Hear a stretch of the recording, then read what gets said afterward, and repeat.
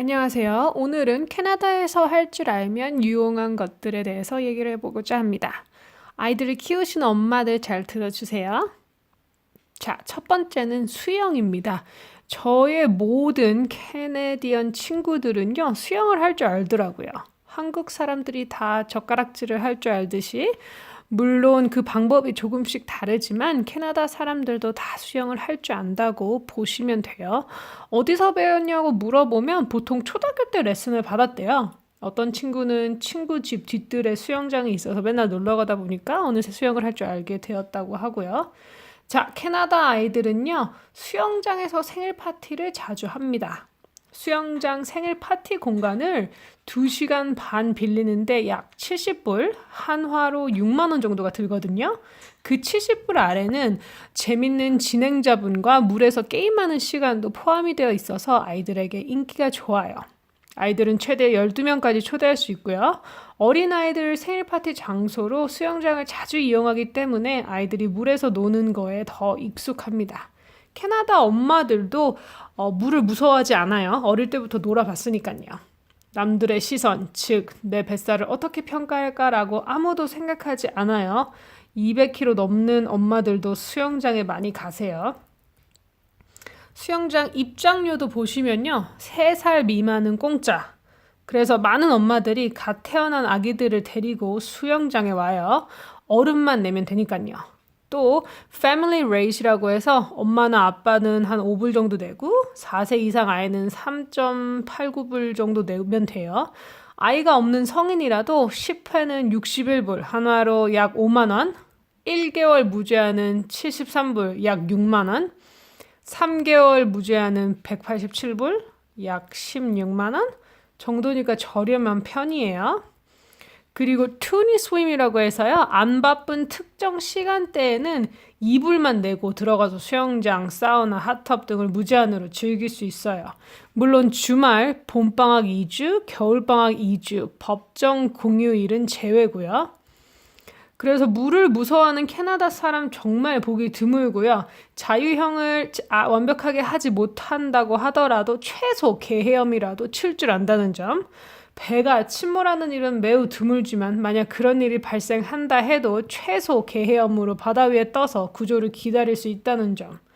적어도 어릴 때부터 물에서 놀아봐서 긴장하지 않고 오래 떠 있을 수 있다는 점.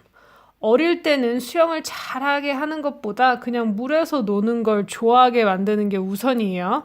그런 다음에 학교 혹은 동네 친구들이랑 수영 레슨을 받게 하면요. 자연스럽게 잘 하게 될 거예요. 나이 3세에서 6세까지 들을 수 있는 레슨도 이렇게나 많아요. 가격도 레슨 10회 70불, 한화로 6만 원 정도예요. 날짜와 시간대도 다양해서 선택의 폭이 넓어요. 이 가격에 입장료도 포함이니까 정말 저렴한 거예요. 5세부터 15세까지 들을 수 있는 유스 프로그램도 이렇게 많아요. 제 친구 중에 아이 있는 친구들이 많은데요. 전부 다 수영 레슨은 시키더라고요. 무조건. 어른이 돼서 캐나다에 오신 분들이라도요, 수영 배우시는 거 추천입니다. 지역에 따라 조금씩 다르겠지만 보통 10회 레슨 받는데 100불 정도 되고요. 인원은 8명 미만. 제가 수영 배웠을 때는요, 5명이 들었는데요. 1명만 캐나다 사람이었어요. 나머지 4명은 저를 포함해 다 이민자였고요. 근데 그 캐나다 분 한 분은 깊은 물에서 개헤엄 정도는 칠 수 있었던 분. 그래서 자유형을 배운 적이 없어서 수업을 들어 오신 거였어요. 역시 물을 무서워하지 않으시니까 배워도 진짜 빨리 느시더라고요. 전 고등학교 때 물에 한번 빠진 적이 있어서 물을 좀 두려워하거든요. 그래도 수업을 들으니까 물에 대한 두려움도 많이 없어지고 느리지만 자유형도 조금 할 줄 알게 되었답니다. 30 넘어 배우는 수영은 어릴 때 배우는 거랑 확실히 차이가 있으니까요. 애들 키우시는 분들 꼭 수영 가르치세요. 한 여담으로 저희 남편은 고등학교 때랑 대학 때 수영장 안전요원 알바를 했대요. 고등학생, 대학생들이 수영장 알바를 많이 하는데요. 수영장은 새벽부터 밤 늦게까지 열기 때문에 알바 가능한 시간대가 다양해요. 수업 전이나 후에 알바를 할 수 있는 장점이 있어요. 안전교육도 자주 하기 때문에 안전에 대한 생각도 남달라지고요. 라이프가드 일하면서 물에 빠진 사람 구해보기도 하고요. 여기 캐나다 학생들은 맥도날드나 팀호튼 같은 패스트푸드점, 세이본 같은 슈퍼마켓 아니면 수영장에서 알바를 많이 하는데요. 최저임금 주는 패스트푸드 음식점보다야 아무래도 15불에서 20불 사이 받는 라이프가드 안전요원 알바가 고딩들한테 인기가 높죠.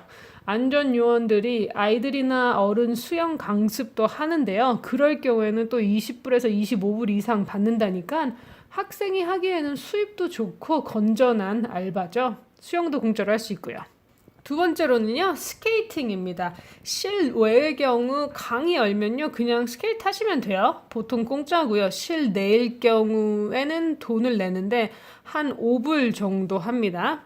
한국에서 축구 많이 하잖아요. 캐나다는 하키를 많이 합니다. 동네 친구들끼리도 하고요. 학교 친구들끼리도 합니다. 나중에 커서는 직장 동료들끼리도 하더라고요. 지금 보시는 이 사진은요, 저희 남편이 출장을 갔을 때 같이 일하던 엔지니어들과 아이스하키를 했던 사진입니다. 저희 남편 하키 별로 안 좋아하지만 모두가 다 하니까 같이 했대요.